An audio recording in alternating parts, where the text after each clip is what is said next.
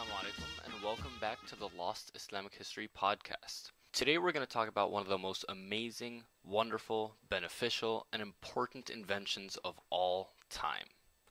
Coffee. Today over 1.5 billion cups of coffee are drunk every single day all around the world. It's become a cultural staple almost everywhere you can travel to and is part of billions of people's daily routines. So where did this tasty and addictive drink come from?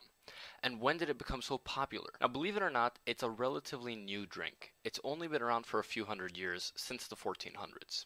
Now, I know that sounds like a long time ago, but relative to the rest of human history, thousands and thousands of years, coffee is a pretty new invention.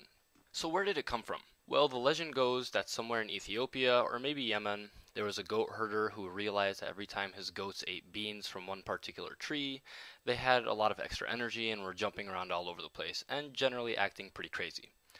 I don't know about you, but if I saw my goats doing that, I would stay very, very far away from that tree. But apparently that goat herder was a pretty brave fellow and ended up chewing some of those beans and realized that he had more energy because of it. Eventually, the people in that region realized that if you grind the beans, you can dissolve the powder in water and make a dark drink that gives you more energy. Thus, coffee was born. Now, that story may or may not be true, but what's important is that during the 1400s, this new drink began to be pretty popular in Yemen.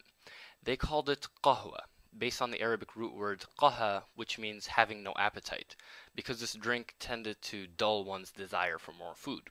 It was especially popular in Yemen among Sufis and other religiously oriented people, as it gave them the energy to stay up at night worshipping God. From Yemen, the drink spread north into the Ottoman Empire, where the Turks called it kahva. By the way, the Italians took the Turkish word and pronounced it as cafe, and from that word came the English word coffee. Interestingly, at first some Islamic scholars in the Ottoman Empire had a temptation to declare kahva as haram, or unlawful according to Islamic law. The reasoning for that was that this new unknown drink affected the mind, so they were afraid it might be similar to wine, which is unlawful in Islam.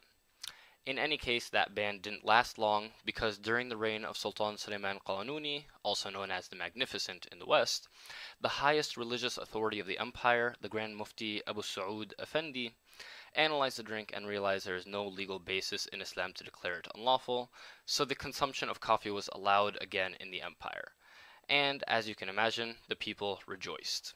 Throughout the empire, and especially in Istanbul now, coffee shops began to spring up all over the place, and European travelers took notice. Wealthy Venetian traders especially imported this new drink into Europe throughout the 1500s and 1600s. In fact, one of the main ports in Yemen where Europeans bought coffee beans was a city called Mocha, and from that, of course, we have the word mocha for a specific style of coffee. Now, the Europeans also went through a religious legal issue with coffee. The Catholic authorities were tempted to declare the drink as unlawful, especially since it was a quote-unquote Muslim drink. But eventually, in the year 1600, the Catholic Church again allowed its use, and again, the people rejoiced. Now, probably the most important impact of coffee in history was the fact that it helped pull Europe into the Renaissance and Enlightenment eras. Throughout Europe's Dark Ages, alcohol was the drink of choice. You'd start your day off with beer soup, have a piece of bread with beer for lunch, and finish off your day with some bedtime beer to help you sleep. Needless to say, it's pretty tough to build a stable and organized society when everyone is always drunk. When coffee was introduced, people began to drink that instead. And coffee has the exact opposite effect of alcohol. It makes people more alert, makes them think more clearly, and keeps them awake. With coffee houses opening up from Paris to London to Florence, more Europeans began to actually think about things like philosophy, government, the rights of man, which all helped spur the Enlightenment, which eventually brought democracy to Europe and helped it enter that era of imperialism, where the Europeans conquered most of the Muslim world, including the birthplace of coffee, Yemen. Isn't that ironic? Well, there you have it, the story of coffee from obscure goat herders to European Enlightenment to imperialism. I hope you enjoyed this episode of the Lost Islamic History podcast, and we'll see you next time. Salam.